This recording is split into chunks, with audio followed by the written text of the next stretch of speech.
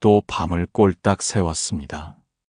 시계를 보니 새벽 5시. 눈은 감겼지만 마음은 도무지 쉬지를 못합니다. 자식 걱정, 건강 걱정, 노후 걱정. 왜 이리 걱정은 꼬리에 꼬리를 물고 끝이 없는 걸까요? 침대 옆 탁자 위에 놓인 물컵이 희미하게 보입니다. 목이 타는 건지 마음이 타는 건지 분간이 안 됩니다. 옆에 누운 배우자의 숨소리만 고요하게 들려옵니다. 나만 이렇게 잠 못 드는 걸까요? 여러분도 이런 밤을 보내고 계신가요? 댓글로 여러분의 이야기를 들려주세요. 우리 나이가 되면 다들 비슷한 마음일 겁니다. 자식이 직장에서 잘 지내고 있는지, 손주들 교육은 제대로 되고 있는지, 병원비는 또 얼마나 나올지, 연금으로 남은 생을 버틸 수 있을지, 이런 생각들이 머릿속에서 맴돕니다. 한 가지 걱정을 겨우 내려놓으면 또 다른 걱정이 올라옵니다. 마치 끝없는 계단을 오르는 것처럼 말입니다. 어제는 무릎이 시큰거려서 병원에 가야 하나 고민했습니다.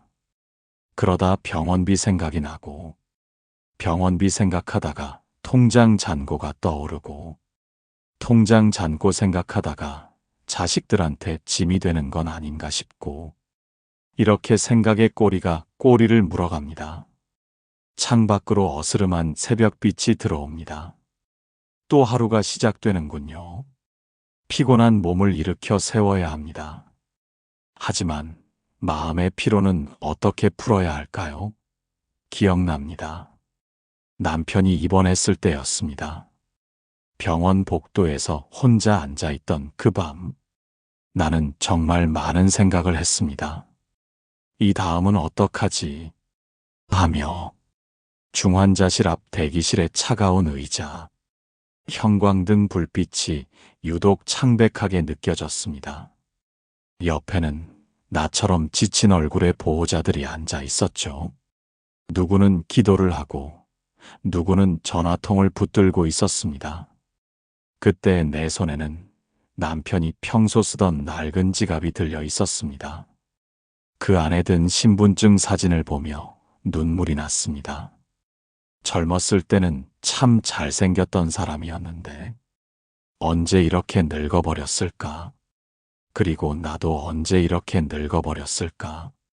병원 복도를 오가는 의사와 간호사들의 발걸음 소리, 엘리베이터가 열리고 닫히는 소리, 어디선가 들려오는 기계음, 그 모든 소리들이 내 불안을 더 크게 만들었습니다.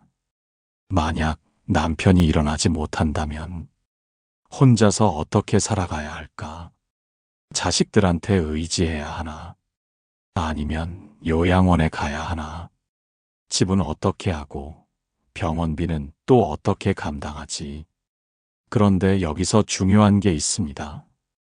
그때 내가 걱정했던 일들 중에서 실제로 일어난 일은 거의 없었다는 겁니다. 남편은 다행히 회복했고 우리는 여전히 함께 살고 있습니다. 하지만 그 걱정으로 보낸 시간들은 다시 돌아오지 않습니다. 밤새 흘린 눈물도, 가슴 졸이며 보낸 시간도. 이렇게 걱정만 한다고 뭐가 달라질까요? 그래도 걱정을 안 하면 내가 무심한 사람이 되는 건 아닐까요? 혹시 걱정조차도 내 집착은 아니었을까요?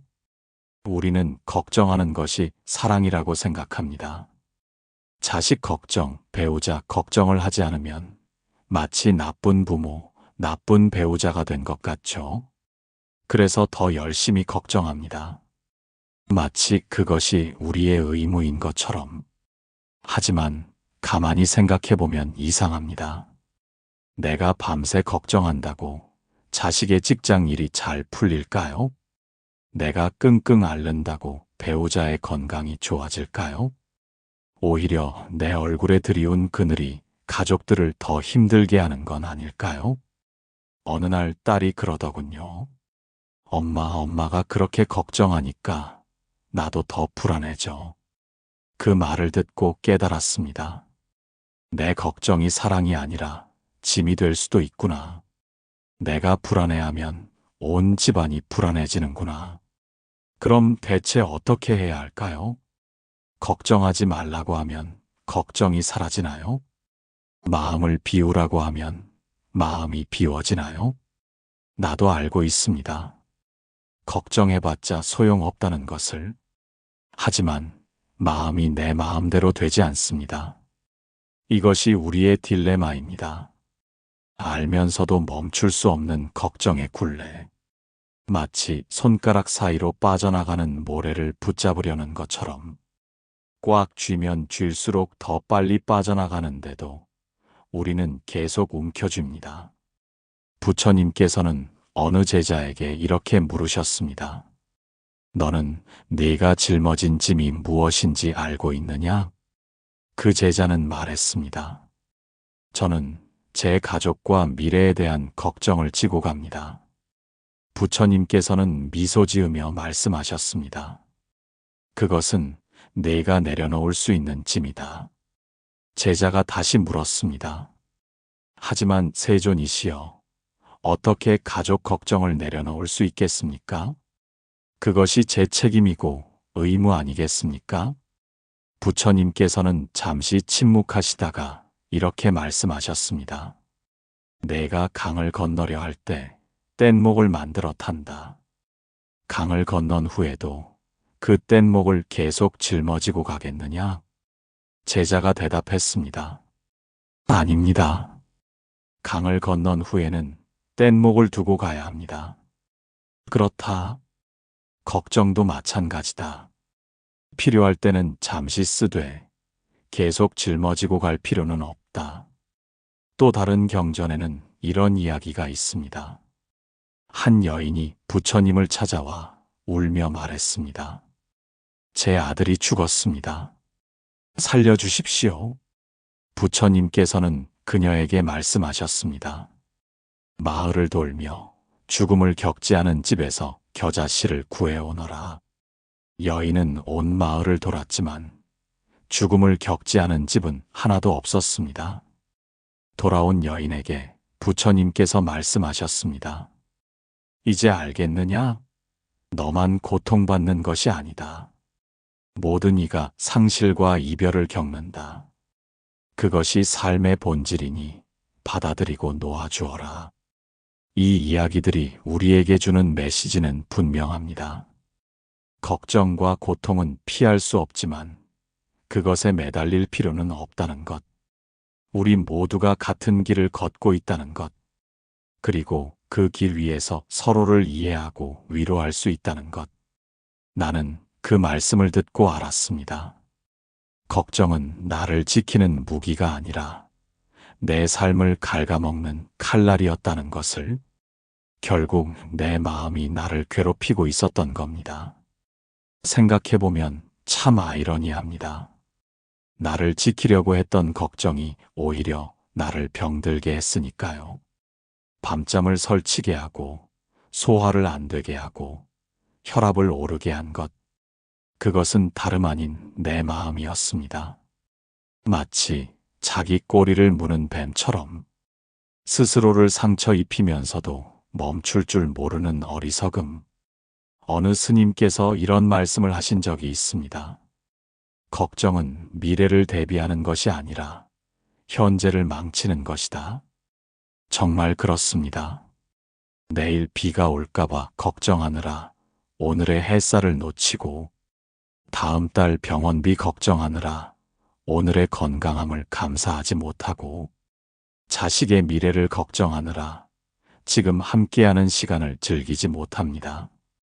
우리는 아직 오지 않은 불행을 미리 경험하느라 지금 여기 있는 행복을 놓치고 있는 것입니다. 걱정이라는 것이 얼마나 헛된 것인지 한 가지 실험을 해보았습니다. 일주일 동안 내가 했던 걱정들을 모두 적어보았죠. 그리고 한 달 후에 다시 그 목록을 꺼내보았습니다. 놀랍게도 그중 90%는 일어나지 않은 일들이었습니다.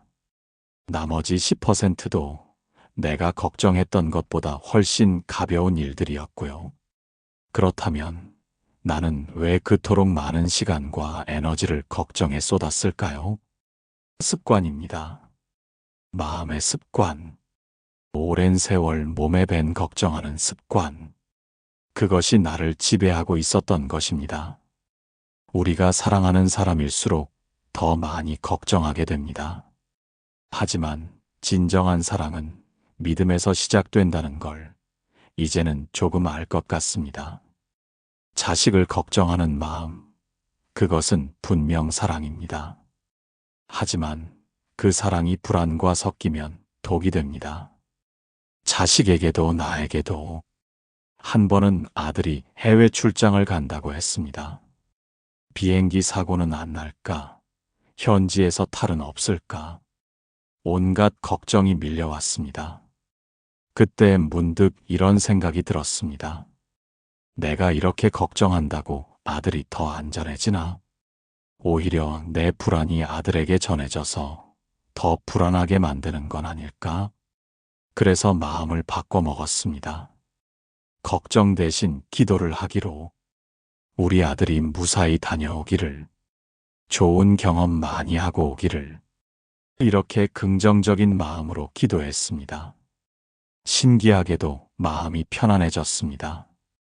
아들도 밝은 목소리로 엄마 잘 다녀올게요 하고 떠났죠. 믿음이란 그런 것입니다. 내가 할 수 없는 일은 하늘에 맡기고 상대방의 능력을 신뢰하고 좋은 일이 일어나기를 바라는 마음. 그것이 걱정보다 훨씬 강한 힘이 됩니다. 우리 자식들도 이제 다 컸습니다. 그들에게는 그들의 인생이 있고 그들의 길이 있습니다. 우리가 아무리 걱정해도 그들의 인생을 대신 살아줄 수는 없습니다. 오히려 우리의 과도한 걱정이 그들을 숨막히게 할 수 있습니다. 사랑한다면 놓아주는 것, 믿고 기다려주는 것, 그것이 진정한 사랑 아닐까요? 이럴 때는 이렇게 하십시오. 불을 끄고 편안하게 앉으세요. 등을 곧게 펴고 손은 무릎 위에 자연스럽게 올려놓으세요. 그리고 조용히 숨을 느껴보세요. 숨을 들이쉴 때는 이렇게 마음속으로 말해보세요. 나는 걱정을 받아들입니다. 숨을 내쉴 때는 이렇게 말해보세요. 나는 걱정을 놓아보냅니다. 이렇게 10번, 20번 가만히 숨을 세어보십시오. 처음에는 잘 안 될 겁니다. 마음이 자꾸 딴 곳으로 가고 또 걱정이 떠오를 겁니다. 괜찮습니다. 그럴 때마다 다시 숨으로 돌아오면 됩니다. 마치 길 잃은 아이를 다시 데려오듯이 부드럽게, 다정하게 마음을 다시 숨으로 데려오세요. 또 다른 방법도 있습니다. 걱정이 밀려올 때 이렇게 진언을 외워보세요.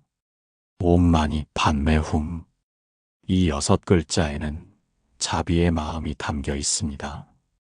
천천히 정성스럽게 외워보세요. 옴마니 판매훔. 옴마니 판매훔. 옴마니 판매훔. 108번. 혹은 마음이 편안해질 때까지. 염주가 있으면 염주를 굴리며 하셔도 좋고, 없으면 손가락으로 세어가며 하셔도 좋습니다. 잠이 안 올 때는 이런 기도문을 읽어보세요. 오늘 하루도 무사히 보내게 해주셔서 감사합니다. 내일도 평안한 하루 되게 해주십시오. 우리 가족 모두 건강하고 행복하게 해주십시오. 이 세상 모든 존재들이 고통에서 벗어나기를. 이렇게 감사와 자비의 마음으로 기도하다 보면 어느새 마음이 고요해지는 것을 느낄 수 있을 겁니다. 매일 조금씩 연습해 보세요. 하루 10분이면 충분합니다. 아침에 일어나서 혹은 잠들기 전에 이렇게 마음을 돌보는 시간을 가져보세요. 책상 위에 놓인 노트 한 권. 나는 거기에 내 걱정을 하나하나 써내려가기 시작했습니다. 그리고 마지막 장엔 이렇게 적었습니다. 이제는 좀 놓아도 되지 않겠니?